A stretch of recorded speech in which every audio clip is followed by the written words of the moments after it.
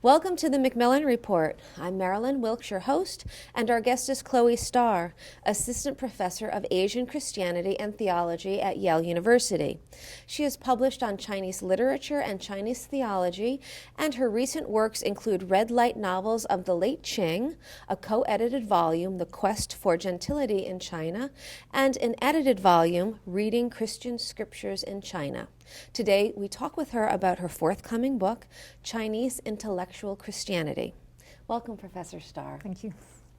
Let's begin with an overview of your book. Tell us about it. So the book, Chinese Intellectual Christianity, traces the major currents of Chinese theology and some of the main figures who've been writing Chinese theology, starting in the late imperial period, in the Jesuit era, when the Jesuits were there and the theologians were Chinese literati, moving through the late Qing to the Republican era, and then on through the 20th century into the beginning of the 21st century. Okay, and what led you to write the book? Several things. First of all, it's hugely interesting, especially Republican era theology. It's one of my favourite periods of theology, when there's a huge flourishing of thinking about what it means to have a Chinese theology that isn't tied so much to Western thought and thinking, but is really, engaged with Chinese society and Chinese ways of thinking and writing. One of the reasons I wanted to write this book was for an English-speaking audience. There's very little out there that's Chinese theology in English. There's very little good academic work, and so when I teach courses, I can't ascribe readings. Another reason I wanted to write the book was for a Chinese-speaking audience. There's been a lot of work over the last decade or so revising the history we have of Chinese Christianity. There was a whole period from around the 1930s to the 1980s or so when Christianity was wiped out of the record, whether it's the historiographical record or whether it's the Chinese literary record. And what thinkers are doing now is reinscribing Christianity that was always there into the record. So people are working on the Chinese Christian colleges from the 1910s. A lot of historians are opening up new archives and rethinking Christianity in that period in a more positive sense than was possible during the communist era. Okay, so that's why it was wiped out, because it was during the time of communism in China. Yeah, there's one more reason which is really important to why I wanted to write the book, and that's because the Chinese church has essentially been split since the 1950s into the house church, the underground church, and the state church.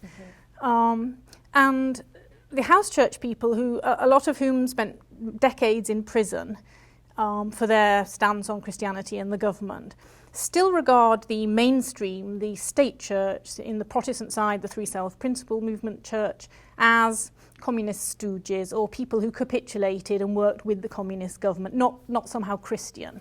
So one of the things I want to do, and I think in a way it's almost easier as an outsider, is to go back to the beginning of some of the debates in the 1950s and look at the figures involved. So Ding Guangshun on the state church side, somebody like Wang Mingdao on the house church side, and actually revisit those arguments and see if there's a way of reconciling their theological views or reconciling their relation to the government from our present position, to sort of rethink this huge split in the church. Okay. So again, the time frame of your book starts when and ends where? It starts in the 16th, 17th century with some of the Chinese thinkers. So there's 4 phases in the book. And the sort of the model of the book is tied to the flourishing periods of Chinese Christianity. So it's not tied to mission history, it's not tied to secular history. It focuses in on the exciting theological periods. So the first one is late imperial, when you have the 3 pillars of the church in the Ming dynasty, who are rethinking and interacting with their Jesuit priest friends and teachers and beginning to think about writing apologetics or Chinese Christian works. Then the second phase is in the early 20th century, in the Republican era. 1920s and 30s, you had a lot of Chinese students going abroad. So you had people studying at Columbia, at Union Theological Seminary in the US, and then going back to China and teaching. So a lot of the theologians in this period were university teachers and lecturers, and these are sort of some of the intellectuals of my title. I see. But they're also hugely socially engaged, and so the theology of this period is looking at, what can the church do for China? And that's true even in the later period. So the theological stream I'm looking at is not really so much the house church or the independent Chinese churches, but the stream of theologians who were in the sort of Chinese literati tradition, really deeply engaged with society and with Chinese society, and trying to think theologically about what it means to be Chinese. Huge questions in the 1920s were about identity. Who are we as Chinese Christians? Because you've got westernization and modernization going on. You've got this huge anti-Christian movement. You've got a pro-science movement. So the theologians in the 1920s are trying to write an apologetics. So you get a very rational theology, very few miracles in there. But they're also trying to create a social gospel. How can we bring the kingdom of heaven on earth now in China in the 1920s and 30s? How popular was Christianity, throughout those time periods? I mean, Christianity, and perhaps I'm wrong in this, was basically brought to China by missionaries. Is that correct? The Nestorian church, Church of the East, Syriac-speaking church, had missionaries, monks in China in the 7th century. We've got documentary evidence from around 635 AD. But that sort of phase of Christianity died out under the prohibitions on Christianity in the sort of 9th century, in the late Tang. And then you have the Franciscans, and then you have the Jesuits, and then you have the Protestant mission era, the heyday in the sort of 19th century of sending huge numbers of missionaries to China.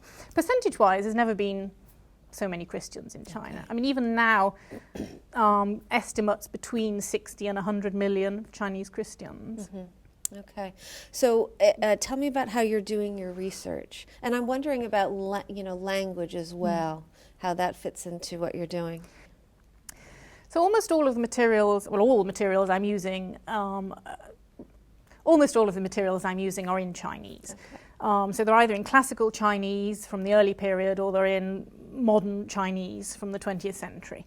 And one of the things I'm trying to do in the book is create a narrative that moves through. Not many texts have actually integrated classical Chinese writings of a theological nature with modern ones, and integrated Protestant and Catholic works. So that's one of the things I'm trying to do.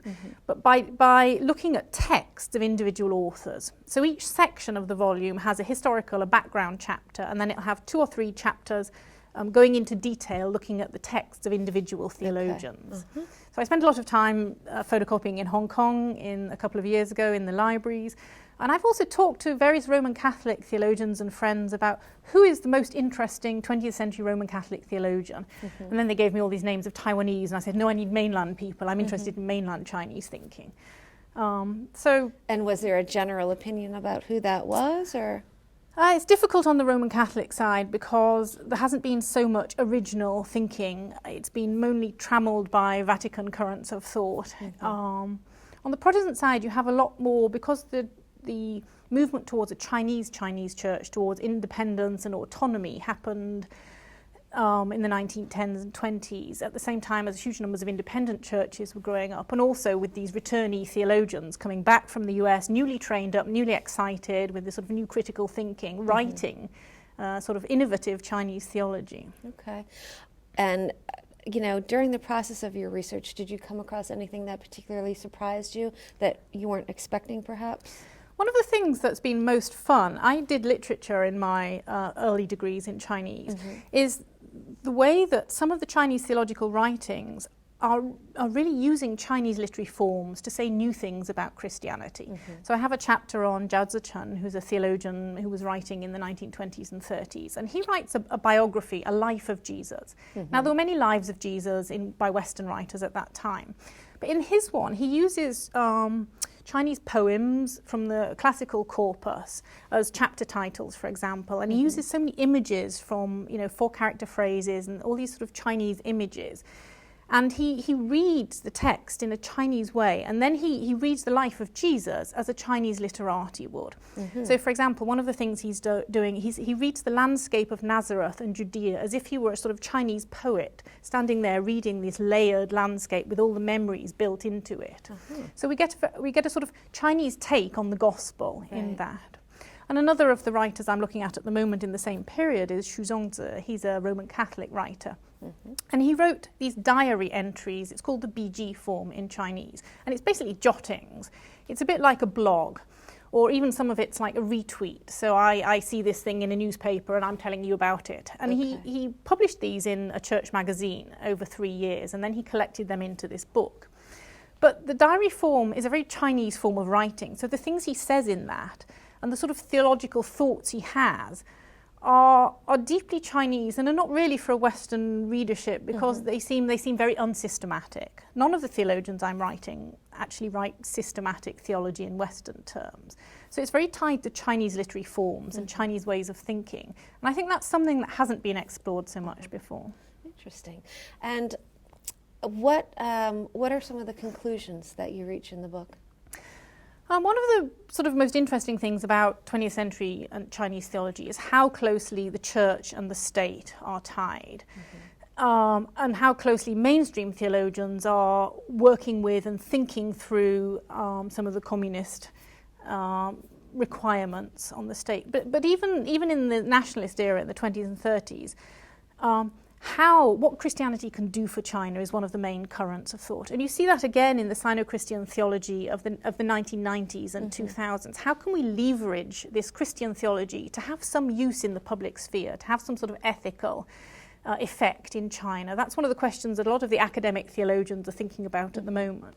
So what are some of the examples of things that Christianity can do for China that you've read in your research? So at one level, the government's very positive about some aspects of Protestantism at the moment, in that the spiritual vacuum and void in the post-cultural revolution era, and the generation that's grown up without a value set. So some of the Christian academic theologians are thinking about, okay, how can Christian theological ethics be brought into national life? And some of the public intellectuals are wanting to bring Christianity into public discourse. And within the academic sphere, to use the methodology of theology as a counterpoint to some of the sort of Marxian humanistic methodologies. Okay.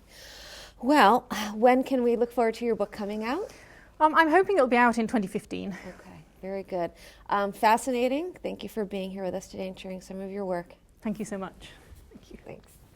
For more information about Professor Starr and her research, please visit our website at yale.edu/Macmillan Report. Be sure to join us again for another episode of the Macmillan Report, made possible through funding from the Whitney and Betty Macmillan Center for International and Area Studies at Yale.